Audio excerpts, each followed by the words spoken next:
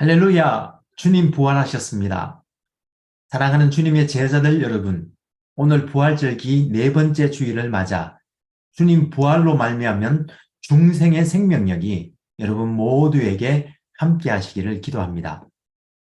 이번 주에도 여기 아이오와는 봄 기운이 더욱더 충만해져 가면서 겨울에 움츠렸던 가슴을 펴고 크게 기지개를 펼 때에 이곳저곳 약해진 부분들이 치유의 능력으로 회복되는 것을 느끼면서 새 봄의 기운은 자연과 대지뿐만 아니라 우리 인간의 몸과 마음도 회복시키는 힘이 있음을 깨닫게 되었습니다.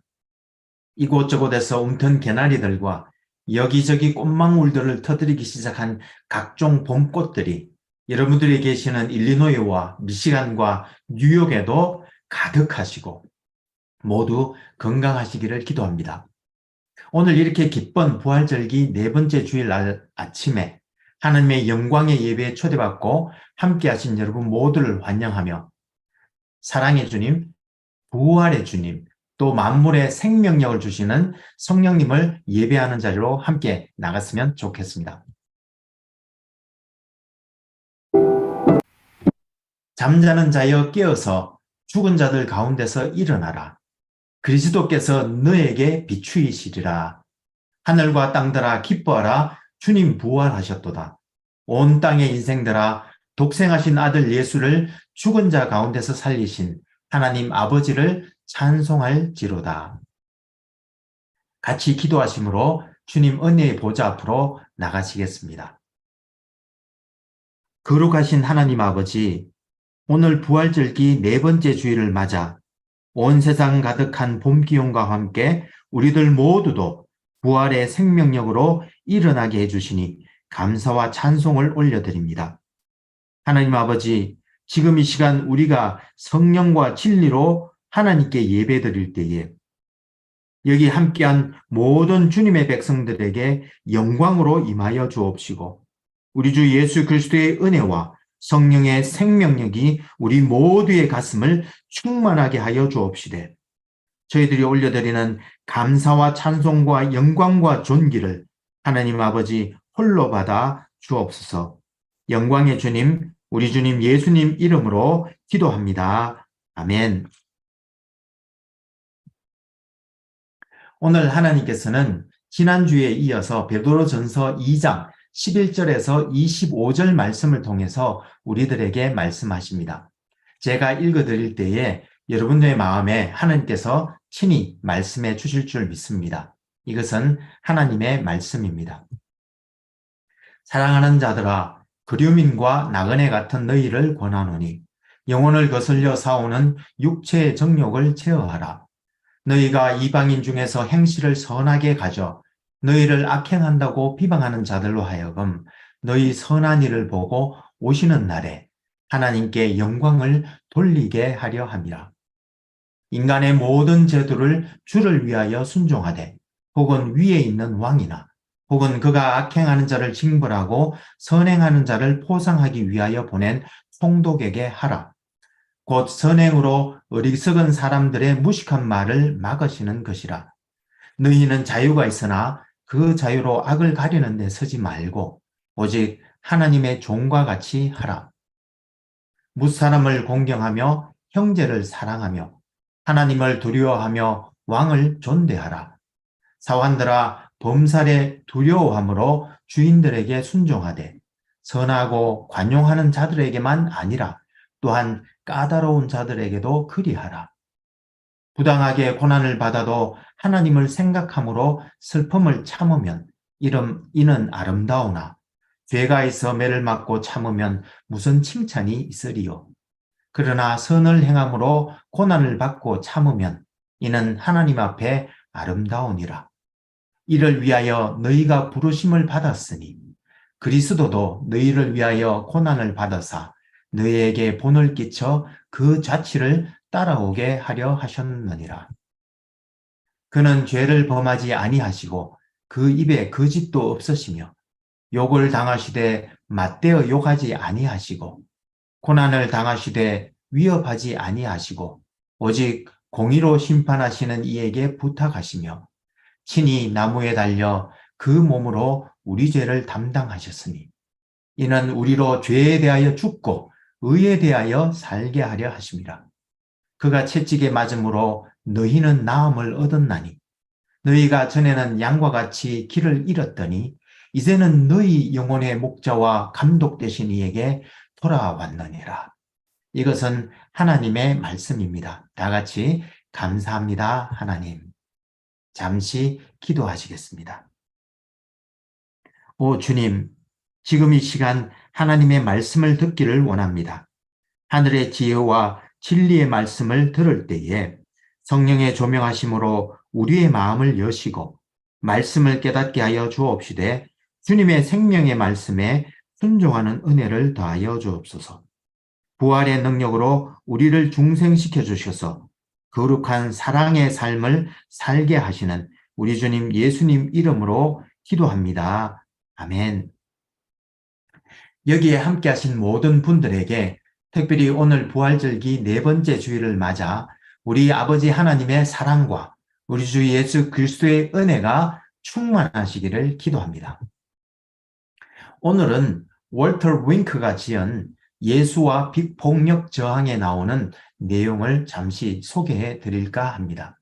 여러분, 크리스찬의 삶에 있어 사랑과 공의는 그 어느 것보다도 중요한 두 가지 가치 기준으로 우리들은 이 땅에 이렇게 사랑과 공의로 다스려지는 하나님의 나라를 세우기 위해 부르심을 받았다고 저는 생각합니다. 그런데 여러분, 이 세상이 죄로 인하여 오염되고 파괴되었기에 우리가 선을 행하며 사는데도 불구하고 어쩔 수 없이 부당함과 불의함을 경험하게 되는 경우가 있는데 그때 우리 크리스찬들은 어떻게 행동해야 할까요? 우리가 알고 있는 가장 일반적인 세상 원리는 이러한 불의를 직면했을 때 도피를 해버리거나 아니면 투쟁을 하는 것 두 가지 중 하나일 텐데 저자 월터 윙크는 예수님께서 제시하신 제3의 길이 있다고 하시면서 그것은 비폭력으로 저항하는 길이라고 말하며 불의를 만났을 때 비겁하게 도망하지 말고 그 불의에 철저히 맞서 싸우되 다만 비폭력으로 대응하라는 것입니다. 이러한 예수의 비폭력 저항의 길은 인류 역사에 많은 영향을 끼쳐왔는데요. 그 중에는 인도의 마하트마 간디가 이끈 비폭력 독립운동도 있고 미국의 흑인 인권운동의 대부였던 마틴 루터 킹 목사가 이끈 비폭력 노예 해방운동도 있었으며 저희 나라의 경우에도 일본의 강제 한일 합방과 일제치하 폭력적 군정의 반기를 든 비폭력 3.1 만세 운동과 최근의 촛불 시위 등을 꼽을 수 있겠습니다.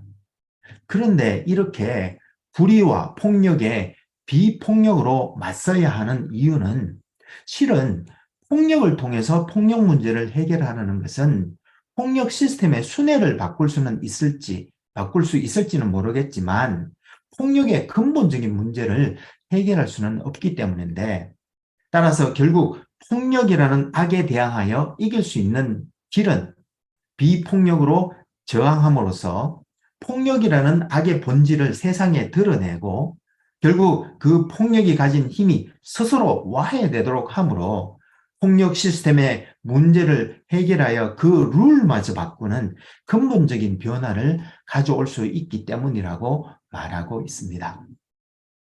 오늘 본문에도 보니 베드로가 크리스찬들이 왕이나 총독 혹은 고용주 때문에 부당하고 애매한 고난을 당할 때도 있는데 그때 하나님을 생각함으로 참원하고 권면하고 있는데 베드로가 왜 그런 권면을 했는지 우리 함께 살펴보고 은혜 나눌 수 있기를 소망합니다. 오늘 본문은 베드로전서 2장 11절부터 시작되는데요. 실은 여기 2장 11절부터 4장 19절까지는 본 서신서의 본론에 해당하는 부분으로 난 크리스찬 사회에서 크리스찬들이 어떻게 살아가야 하는지에 대한 실질적인 가르침을 베풀고 있습니다. 먼저 서론 부분인 베드로전서 1장 1절부터 2장 10절까지의 내용을 먼저 살펴보면 크리스찬은 하나님의 크신 자비와 예수 그리스도의 부활로 말미암아 중생하였기에 참 소망이 있는데 심지어 고난 가운데서 기쁨으로 이겨낼 수 있다고 말하고 있습니다. 그런데 그 이유는 하나님께서는 성도를 견인하셔서 마침내 구원을 완성해 주실 뿐만 아니라 고난을 통해 믿음의 연단을 받은 우리는 주님 재림하실 때에 칭찬과 영광과 존귀를 받을 수 있기 때문이라고 하면서 크리스찬들은 하나님의 백성으로서 거룩하고 의로운 공의의 삶과 더불어 서로 사랑하며 사는 그러한 삶을 살아가야 한다고 권면하였습니다. 그리고 이어서 오늘 본문 2장 11절에서 25절에서 베드로는 이방사회, 즉 난크리스천 사회에서 크리스천들이 어떻게 공의와 사랑의 삶을 살아야 하는지 구체적인 지침을 제공해 주고 있는데요. 크게 두 부분으로 11절에서 12절 말씀에서는 이방사회에서의 일반적인 삶의 지침으로서 우리의 육신의 정욕을 제어하고 선을 행함으로 하나님께 영광 돌리는 삶을 살라는 것과 함께 13절에서 25절까지의 말씀에서는 왕과 총독 그리고 고용주와 같이 권세를 가진 자들의 권위에 순종하되 심지어 선을 행하는 가운데도 불구하고 부당하고 예매하게 고난을 받을 경우에조차도 하나님을 생각함으로 참으라고 권면하고 있습니다. 여기서 먼저 살펴보기를 원하는 것은 일반적인 삶의 지침인 영혼을 거슬러 싸우는 육체의 정욕을 제어하라는 말씀인데요. 여기서 거슬러 싸우다로 번역된 헬러 스트라퓨어는 군인으로 복무하며 싸우다라는 뜻을 가지고 있는데 현재형으로 쓰인 것을 감안하면 육체의 정욕은 마치 군인처럼 지속적으로 끊임없이 우리의 영혼과 싸우는 존재라는 의미이고요.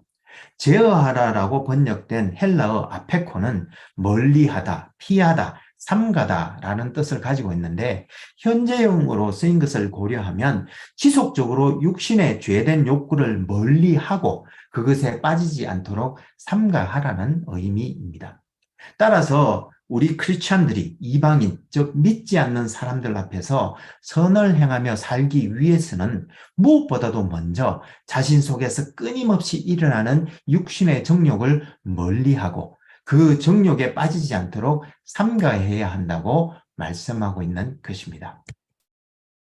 그리고 이어서 베드로는 세상에서 권세를 가진 자들, 즉 왕과 총독 그리고 고용주를 존대하라고 권면하고 있는데요.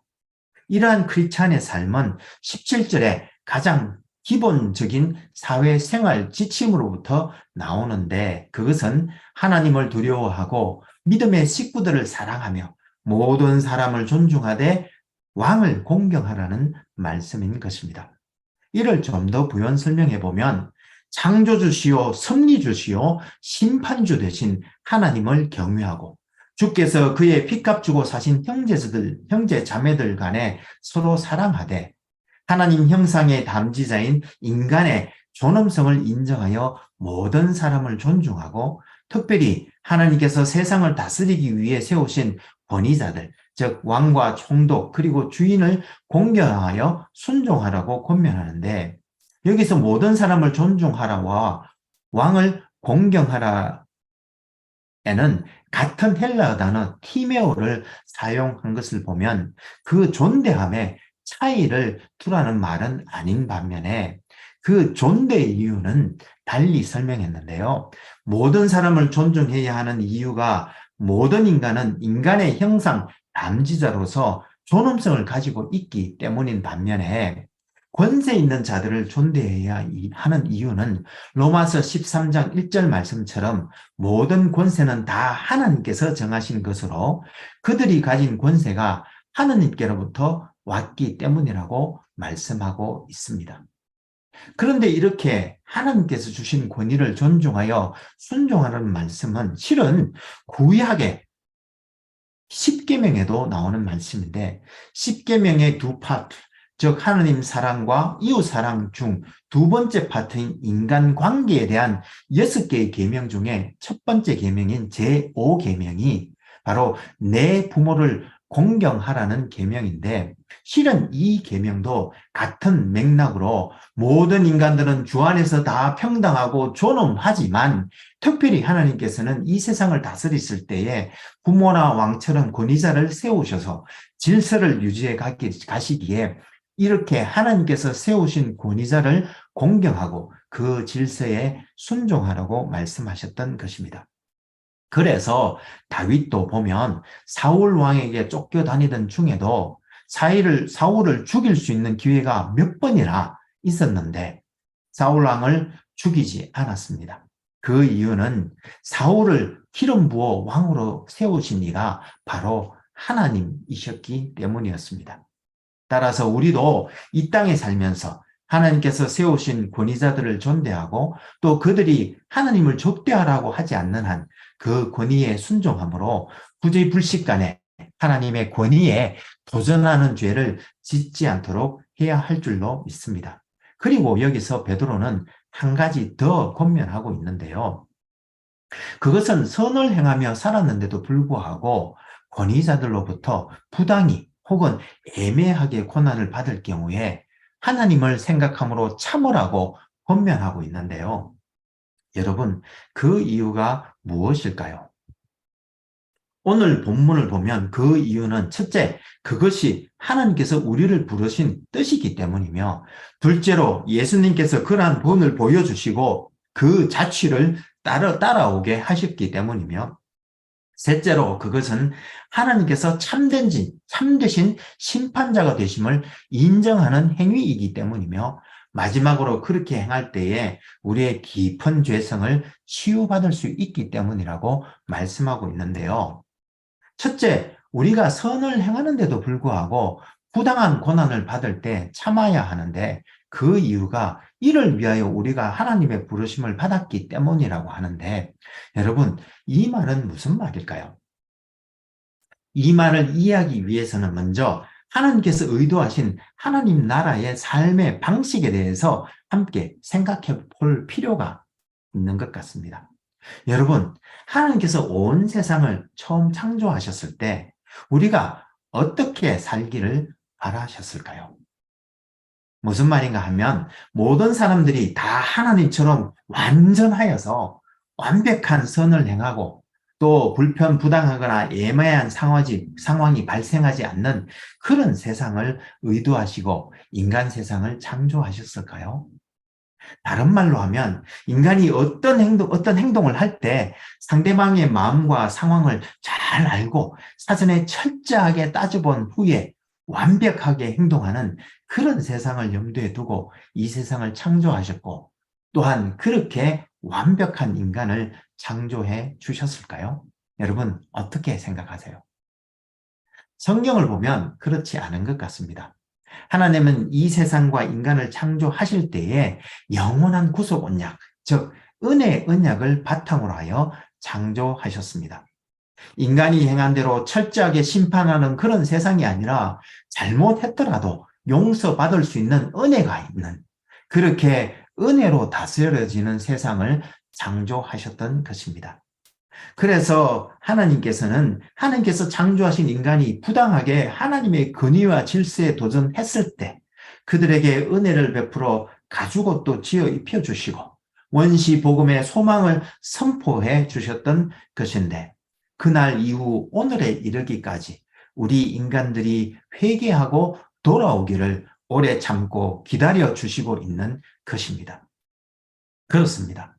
하나님께서 그렇게 은혜가 이끄는 세상을 꿈꾸셨기에 하나님의 그런 은혜를 받은 우리들 모두는 이 세상에서 선하게 살아가면서 또 혹 부당하고 애매한 고난을 당하더라도 하나님의 은혜를 생각함으로 참기를 바라시며 또한 그것을 기뻐하시고 아름답게 보시는 것입니다. 그러면 여러분, 이제 두 번째 이유인 예수님께서 본을 보여주셨기 때문이라는 것에 대해서 한번 생각해 보도록 하겠습니다. 예수님은 어떤 분이십니까? 예수님은 완전한 신이시자 또한 죄 없는 인간이셨으며 놀라운 지혜를 가지고 계셨는데 3년 공생의 기간 동안 바리새인들이 예수님을 책잡고자 수많은 교묘한 질문들을 해도 지혜롭게 대답하셨습니다. 그런데 예수님을 죽이려고 유대인들이 고발하여 빌라도의 법정에 선 예수님께서는 조금 이상하게 행동을 하시는데 고소된 죄에 대해서는 일절 자기 변론을 하지 않으시면서도 자기는 하나님의 진리를 선포하시기 위하여 이 땅에 오셨다고 하시면서 빌라도가 예수님을 놓아줄 권세도 또 십자가에 못 박을 권세도 있다고 말하며 예수님을 겁박하자 그런 권세는 위에서 주신 것이라는 사실만 단호히 말씀하신 후에 그 이후에 모든 고난과 십자가 죽음까지도 한마디 말씀도 하지 않으시고 참아내셨던 것을 볼 수 있습니다. 여러분, 왜 그러셨을까요? 예수님께는 이런 고난을 통해서 이루실 사명이 있었기 때문이었습니다. 무슨 말인가 하면 하나님의 아들이신 예수님께서 하늘 보좌 버리시고 인간의 육신을 입으시고 그 모든 불편함을 참으신 것도 공생의 기간 동안 머리 둘 곳도 없이 바깥에서 숙식을 해결하시며 모든 어려움들을 감내하셨던 것도 또 심지어 죄 없으신 분이 채찍에 맞고 십자가에 달려 돌아가셔야 하는 그 모든 부당한 처사에도 불구하고 말없이 그 고통을 다 참으신 그것은 하나님의 뜻을 좇아 우리를 구속하시기 위한 것으로 우리로 죄에 대하여 죽고 의에 대하여 살게 하려 하시고 또 우리의 깊은 죄를 치유해 주셔서 우리가 하나님 아버지께로 돌아올 수 있도록 하시기 위한 것이었습니다. 그렇습니다. 세상에는 많은 고난이 있는데 그중에는 우리로 하늘의 영광을 얻게 하는 고난도 있고 우리의 믿음을 성장시켜주는 고난도 있으며 또한 주님의 남은 고난에 동참하는 고난도 있는데 주님은 우리가 이런 고난을 받을 때에 주님을 생각하며 그 고난을 참고 견디며 주님의 고난의 발자취를 쫓아오기를 바라시며 그 본을 보여주셨는데 그러한 고난은 우리들에게 영광에 중한 것을 이루어 주시기 때문인 것입니다. 그리고 세 번째, 우리가 이렇게 부당한 고난 가운데서도 주님의 본을 따라 참아야 하는 이유는 우리에게는 공의로 심판해 주시는 최후의 심판자이신 하나님이 계시기 때문입니다. 여러분, 이 세상에서 어떤 한 사람의 송사를 재판하는 일도 그 일이 얼마나 어려우면 검사와 변호사 그리고 판사가 함께 재판을 하도록 할 뿐만 아니라 그것도 부족해서 3번이나 재판을 받을 수 있도록 삼심제도를 도입하고 있는데 그것은 그만큼 진실을 가려내는 것이 어렵고 힘든 일이기 때문일 것입니다. 그런데 하물며 한 인간의 일평생에 대한 심판은 얼마나 어려운 일이겠습니까? 만약 그 최종 심판을 공의로 심판해 줄 심판자가 없다면 우리 모두는 그야말로 혼란과 불안에 휩싸이게 될 것입니다. 그런 의미에서 하나님께서는 아담과 이브를 창조하시고 모든 것들을 은혜로 주신 후에 모든 것들을 누릴 수 있다고 하시면서도 한 가지 선악을 알게 하는 나무의 열매는 따먹지 말라고 하셨는데 그 이유는 선악을 판단하는 일과 심판하는 일은 하나님의 권한에 두셨다는 것을 아담과 이브가 알고 순종하기를 원하셨기 때문이었습니다. 그런데 아담과 이브는 그 선악을 판단하고 심판하는 것마저 자기가 하려 하였고 결국 선악과를 따먹고 말았는데 예수님께서는 우리 인간이 범한 이 죄의 문제를 해결하시기 위하여 부당하고 불의한 고난과 십자가 죽음에 임하여 공의로 심판하신 하나님께 모든 것을 맡기셨던 것인데 그것은 아담이 선악간에 판단하고 심판한 것을 하나님께 맡기지 못하고 자기 손에 두려고 했던 죄를 돌이켜 예수님께서는 그 심판의 고난과 자리를 다시 하나님께 돌려드린 것이었던 것입니다. 그래서 우리도 이 땅에 살면서 선을 행하는데도 불구하고 부당하고 애매히 고난을 당할 때에 공의로 심판하시는 최종 심판자이신 하나님께 모든 것을 부탁하며 그 부당한 고난을 참아야 하는데, 그렇게 함으로 우리는 하나님의 하나님 되심, 즉 하나님께서 창조주시요 섭리주시요 통치주시요 또한 심판주가 되심을 인정하고 선포하는 일이 되기 때문인 것입니다. 그런데 여러분, 이렇게 선악간 판단을 하나님께서 하시도록 맡기는 일이 쉬운 일이겠습니까? 그렇지 않습니다. 그래서 예수님께서도 십자가를 지시기 전 마지막 날 밤에 겟세마네 동산에서 아버지여, 만일 아버지의 뜻이거든 이 잔을 내게서 옮기시옵소서.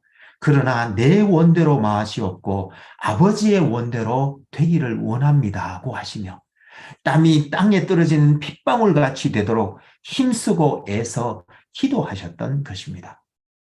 예수님께서도 그렇게 선악간 판단을 하나님께 맡기시기 위해 그렇게 땀방울이 핏방울 같이 되도록 기도하셨다면, 우리는 그냥 가만히 앉아 있으면 그런 일이 척척 일어나게 될까요? 그렇지 않습니다. 우리도 그런 훈련과 연습을 해야 하는데, 그런데 우리가 선행하는 것을 남들이 인정해주고 알아줄 때 그런 훈련과 연습을 할 수 있겠습니까? 그렇지 않겠지요. 오히려 우리가 착하게 사는데도 불구하고 남들이 알아주지도 않고, 심지어 부당하고 억울하게 우리를 대하고 또 애매한 상황에서 우리가 오해를 받을 그 순간에 선악간 판단과 최종 심판의 자리를 하나님께 올려드린다면, 그런 행동이야말로 내 뜻과 생각보다 하나님의 뜻을 앞세우는 훈련이요 연습이 될 것이며, 또한 그렇게 할 때에 우리의 깊은 죄성도 치유될 줄로 믿습니다. 그래서 베드로는 착한 일을 행하고도 부당하고 애매히 고난을 받을 때에 예수님을 생각함으로 그 고난을 참으라고 권면했던 것입니다. 그런데 여러분, 이렇게 진짜 어렵고 힘든 일이 성경에만 나오는 일일까요? 초대교회 성도들의 삶에도 이런 일들이 실제 일어났는데요. 2세기 혹은 3세기에 쓰여진 것으로 추정되는 디오그네투스에게 보내는 편지라는 서신서에 다음과 같은 이야기가 나오는데, 제가 한번 읽어드리도록 하겠습니다. 크리스찬들은 그들의 언어나 어떤 풍습 때문에 구별되지 않았습니다. 그들은 그들이 살고 있는 곳의 지역 문화에 동화되어 살아가면서도 그들만의 독특한 천국 시민의 특징들을 보여주었는데, 그들은 그 나라의 시민법을 지키면서도 그 법을 넘어서는 독특한 생활 스타일을 가지고 있었습니다. 그들은 모든 사람들에게 박해를 받으면서도 모든 사람들을 사랑했으며, 선하게 살아감에도 악인인 것처럼 형벌을 받았고, 그럼에도 불구하고 형벌을 받을 때에 오히려 기뻐하였는데, 그들을 핍박했던 유대인들과 헬라인들은 왜 크리스찬들이 그런 상황에조차도 그들에게 호의를 베풀며 기뻐하는지 그 이유를 도대체 알 수가 없었습니다. 그렇습니다. 크리스찬이 인정받았던 이유는 고난과 핍박을 받는 가운데도 그들을 핍박하는 이들을 오히려 사랑하고, 또 심지어 고난을 받는 가운데도 기뻐하면서 참는 그들만의 독특한 삶의 태도 때문이었다고 말하고 있는 것입니다. 손해보기 싫어하고 고난받기 싫어하는 21세기 크리스찬인 우리들에게 참으로 도전이 되는 말씀이 아닌가 싶습니다. 사랑하는 여러분, 우리는 오늘 우리가 살아내야 할 공의와 사랑의 삶은 시시비비를 철저하게 가려내어 상벌을 주는 그런 삶이 아니라 은혜의 삶인 것을 알았습니다. 즉 하나님께서는 처음부터 하나님의 은혜로 운행되는 세상을 창조하셨고, 또 인간이 죄를 짓자 예수님께서는 죄가 없으신데도 불구하고 부당한 십자가 죽음을 말없이 당하심으로 우리들에게 은혜를 끼치셨는데, 그런 은혜를 받은 우리들도 이 땅에 사는 동안 선을 행함에도 불구하고 받는 부당하고 애매한 고난을 하나님을 생각함으로 참고 인내하는 것이 바로 하나님의 뜻이며, 우리가 그렇게 하는 것이 예수님의 본을 쫓아 최종 심판자의 자리를 하나님께 되돌려 드리는 행위이며, 또한 이러한 과정을 통해서 우리의 깊은 죄성을 치유받는 삶인 것을 알게 되었는데, 이것이 바로 은혜의 복음의 본질이며 또한 복음의 치유의 능력인 것입니다.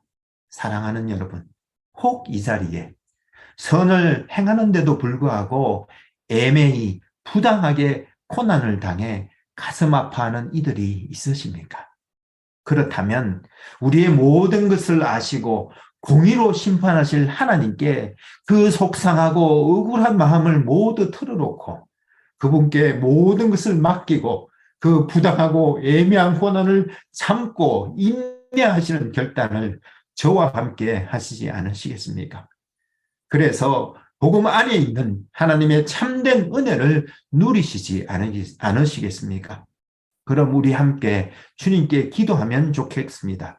죽기까지 순종하신 주님의 인내를 우리들에게 주셔서 복음 안에 있는 참 은혜를 누리게 해달라고 함께 기도하시면 좋겠습니다. 그럼 같이 기도하시겠습니다. 할렐루야, 주님 부활하셨습니다. 사망의 권세 이기시고 오늘 주님 부활하셨습니다. 주님, 오늘 여기 있는 우리 모두를 부활의 생명력으로 거듭나게 해주시고 이제 사랑과 공의를 쫓아 살게 하옵시되 고난 가운데도 주님을 생각함으로 참고 인내할 수 있는 은혜를 주시니 감사를 드립니다. 하나님 아버지께서 이 세상을 창조하실 때에 우리가 심판자의 자리에 앉아 선악간 심판을 하지 않도록 하신 그 깊은 뜻을 깨닫게 해주셨으니 이제 공의로 심판하실 하나님께 모든 것을 맡기고 주신 은혜 안에서 나에게 당한 주님의 남은 고난을 기쁨으로 참는 우리 모두가 되게 하여 주옵소서. 그리하여 우리가 오늘 당하는 부당하고 억울하고 애매한 고난 가운데 주님의 본을 쫓아 참고 인내하는 가운데 우리 스스로가 선악간에 판단하는 심판자가 되려 했던 그 깊은 죄성을 치유하여 주옵시고 그런 인내의 과정을 통해서 이 땅에 하나님의 은혜를 흘려내는 통로가 되어 하나님께 영광 올려드리는 우리 모두가 되게 하여 주옵소서. 늘 우리를 새롭게 하시는 우리 주님 예수님 이름으로 기도합니다. 아멘.